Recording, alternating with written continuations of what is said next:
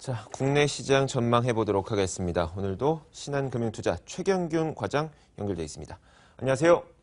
네, 안녕하십니까. 최인균입니다. 네, 우선 어제 시장 평가부터 내려보도록 하죠. 네, 전일장 먼저 간단히 정리하도록 하겠습니다. 우크라이나 정정 불안 사태 완화 이후 뚜렷한 방향성이 없는 가운데 개인과 외국인 동반 매수가 유입되며 코스피 2거래일 연속 강세 흐름을 보이며 1975포인트 소폭 상승 마감하였습니다. 업종별로는 종이목재, 운수창고, 제약업종이 강세를 보였고 통신, 은행업, 섬유의복 업종이 약세를 보인 하루였습니다.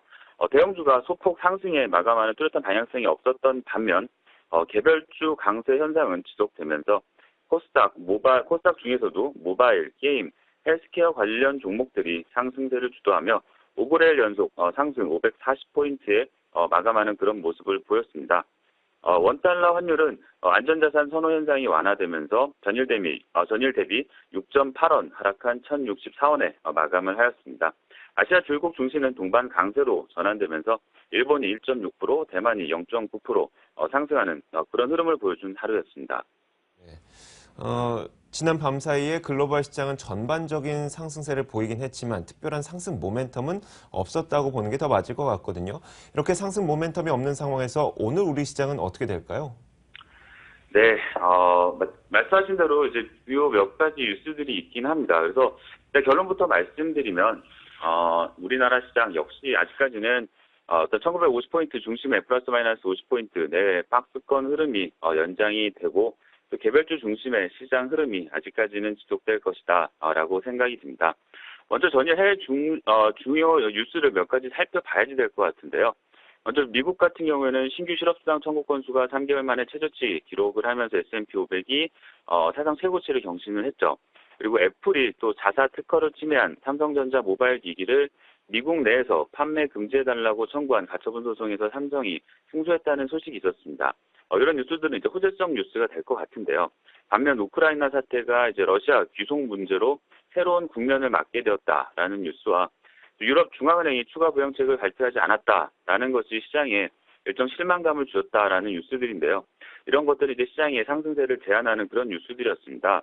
즉 큰 틀에서는 글로벌 증시의 선진국 중심의 상승 대세 상승 기조에는 큰 변함이 없다라는 상황에서 국내 증시의 경우 아무래도 금주 열리고 있는 중국의 양회에 포커스를 맞추고 양회에서 추가 나올 정책들에 관심을 맞춰야 한다라고 생각을 하는데요. 아직까지는 시장 박스권을 돌파할 만한 요인이 없어서 그 박스권 내에서 일정 개별주 중심의 장세 흐름이 연속이 될 것 같다라고 생각이 듭니다. 일단 오늘장 전략을 간단히 몇 개 종목별로 좀 한번 제가 짚어볼까 하는데요. 좋은 리포트가 나와서 간단히 요약해서 우리투자증권에 나왔던 리포트이기도 한데요. 크게 한 세 가지 모멘텀으로 오늘 여러 가지 전략들을 한번 세워볼 수 있을 것 같습니다. 첫 번째는 실적 모멘텀, 가격 모멘텀, 그리고 정책 모멘텀이 될 수 있을 것 같은데요.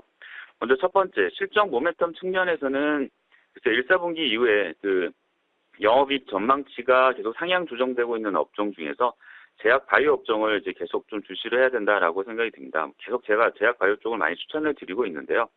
여타 업종군과는 달리 연초 이후 이익 추정치의 상향 조정이 지속이 되면서 코스피 업종 내 가장 안정적인 이익 모멘텀을 확보하고 있습니다. 그런데 개별 기업 측면에서는 수출 확대와 가시적인 R&D 성과 도출로 실적 성장성을 보유하고 있는 가운데 패러다임 변화와 맞물려 정부의 제약산업 규제 완화와 투자 활성화를 위한 정책적 지원도 가시화되고 있어서 종목을 구체적으로 보면 동아ST, 종근당 이런 업종들, 제약 업종들 중심으로 관심을 가져야 된다라고 생각이 들고요. 두 번째는 가격 모멘텀이 있는 종목 업종들입니다. 은행 업종이 그거에 해당이 될 것 같은데요. 외국인 매수세가 본격적으로 유입되기 시작한 2월 20일 이후의 업종별 매매 동향을 살펴보면은 전기전자, 은행, 유틸러티, 음식료 업종으로 매수가 집중되고 있는 경향을 볼 수가 있는데요. 은행 업종의 경우에 최근 내수 활성화를 위한 정부의 적극적인 부동산 경기 부양 정책의 수혜를 받을 것으로 기대가 되고 있기 때문에요. 향후 부동산 경기 회복에 따른 대출 성장 전망, 그리고 연체율 하향 안정화에 따른 대손 비용 감소, 그리고 금융 환경 변화에 따른 NIM 개선 가능성 등 매크로 호전에 힘입어 이 가시성도 높아지고 있기 때문에 신한지주를 비롯한 은행업종에도 긍정적인 시각을 유지할 필요가 있다라고 생각이 듭니다. 마지막으로는 정책 모멘텀 측면에서 신에너지 관련주, 즉 태양광과 2차 전지를 이제 관심으로 둬야 될 것 같은데요. 아까 말씀드린 이제 중국 전인대 같은 경우에는 지금 이제 시작하고 있는 중국 전인대에서 대기 오염과의 전쟁을 선포를 하고 환경 오염에 대한 강력한 규제책을 강조를 하고 있습니다. 그렇기 때문에 지금 태양광, 2차 전지와 같은 신에너지의 수요 시장 확대에 기여할 것으로 전망을 하고 있는데요. 특히 태양광 산업 같은 경우에는 고순도 폴리실리콘 가격이 지난해 12월부터 13주 연속 상승세를 이어가면서 키로당 22.6달러를 기록하는 등 업황 개선의 조짐을 보이고 있습니다. 태양광 쪽에서는 아무래도 OCI를 중심으로 보셔야 될 것 같고요. 2차 전지의 경우에는 지금 최근에 모바일 디바이스가 그 시장 성장을 견인해 왔었는데요. 지금 시장 조사 기관에 따르면은 그 비중이 좀 더 감소하는 반면 ESS와 EV의 비중이 좀 확대되면서 향후 성장을 이끌 것으로 전망이 되고 있습니다. 단기적으로는 3월 15일 제주도에서 1회 전기차 박람회가 열리며 4월에는 BMW i3의 국내 출시가 예정이 되고 있어 삼성 SD와 또 SDI와 상하 프론테크 등 2차 전지 관련주들의 모멘텀으로 작용할 수 있을 것으로 보이기 때문에 이런 업종들에 관심을 갖는 게 어떨까 생각이 됩니다.